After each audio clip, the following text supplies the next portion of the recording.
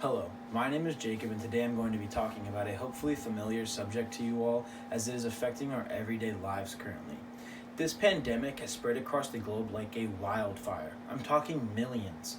It is terrorizing our economy, halting all of our day to day activities, and taking countless lives that have sadly fallen short due to this ruthless virus. But what is one question currently circulating around every American household? How did we miss this virus and how are we supposed to eradicate it? I believe we were improperly handled as Americans and that our safety and overall health should always be the nation's first priority. Had we begun with social distancing and just been a little more careful with the people around us, including interactions and public hygiene, we would see minuscule numbers and less case spikes around the country. Speaking of priorities, the US missed times on multiple occasions that could have greatly minimized this virus. According to the New York Times, as the deadly virus spread from China with ferocity across the US between late January and early March, large scale testing of people who might have been infected did not happen. Due to technical flaws, regulatory hurdles, business as usual bureaucracies, and lack of leadership on multiple levels. And instead of televising and broadcasting pandemic experts and respiratory specialists to hear their thoughts on what's really unfolding in front of us, which might have been a lot more helpful, we were being fed information from the White House and Donald Trump receiving statements such as, "I am predicting that the cases will soon reach zero," just after the US confirms 15 cases in the US. But that's not all. We can still dig further back. After the first confirmed case of the novel coronavirus, the president was well relaxed and certain this flu like illness would be squashed. "We have it totally under control," he says. "It's one person coming in from China. We have it under control. It's going to be just fine." Fast forward a little ways to March 16th, where the US stands with 6,400 confirmed cases. Another quote. "I've spoken actually with my son," he says. "How bad is this? It's bad. But we're going to be hopefully a best case and not a worst case, and that's what we're working for." 8 days later, we stand at 65,800 confirmed cases. But think about the games and events you saw all around you in the beginning. The interactions we came across pre-stay-at-home orders, it really makes you think. Especially with the incubation of COVID being from 1 to 14 days, a simple handshake or small cough or sneeze, none of us had been thinking about it. Sure, human contact might play a big role, but there is also another horrifying statistic carried out by the World Health Organization.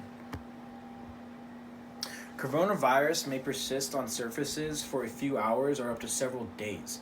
This may vary under different conditions like types of surface, temperature, or humidity of the environment. Okay, well, we've missed our time frame for mass reduction. What is there to do now? Well, obviously, sanitation is going to be our number one priority. I feel it's pretty ironic how public sanitation was a joke occupation to some Americans, but now most of us are depending on this.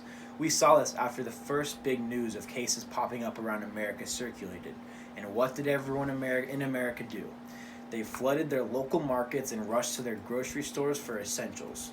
But how many people do you think came across one another? Furthermore, those people they came across. Like, who were they around before showing up to the store? It's an endless wave of backtracing, and with the incubation period and the ruthlessness this pandemic holds, could seem never ending. Thus the command of stay-at-home orders. Finally, although, had we done this much sooner, we would see very minimal numbers. The next step would be constantly sanitizing and wiping down any surfaces that are frequently touched around your home. As well as what some stores have already implemented around me is a requirement of face masks as well as gloves.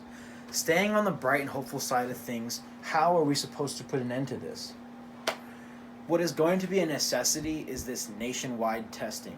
In the beginning, we had none due to scarce resources and, to be honest, unprepared people being in too high of a representative to help maintain and keep in order the health of the millions of Americans in this country. A few more weeks roll by, cases spike, and testing finally begins to peer into the picture. But not enough, and had not been done the right way at all. As tests began to roll out, the numbers began to grow, and people began to get tested. However, then came along false negatives. False negatives are to be stated around 15% of testing its users. According to the scientist, the ID Now machine was granted emergency use of approval during the pandemic on March 27th and generated buzz after President Donald Trump unveiled it during a press conference. Although, in Prokop's analysis, Abbott's test had a false negative rate of 14.8%. There had been one story in particular of a woman being tested 7 times, and on the 8th time, finally coming back positive. But think of the multitude this can have on a country when they're trying to reopen and rebuild a crashing economy. Let's say we test half of America at 164 million Americans. Take 15%, 24 million people could be possibly carrying around this virus in our country. Say we open it back up, boom, cases surge with America thinking that they are safe and we're going to be stuck in this whole debacle again. But what do a few states do in return to the nation's fight to control this? Well, as of April 18th, Florida opens its beaches back up for thousands.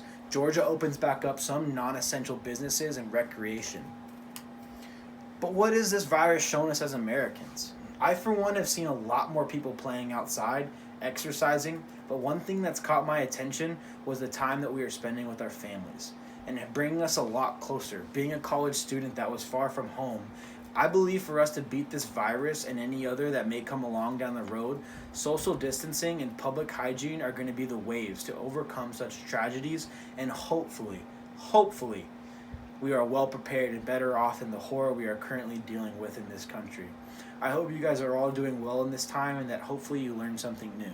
Thank you.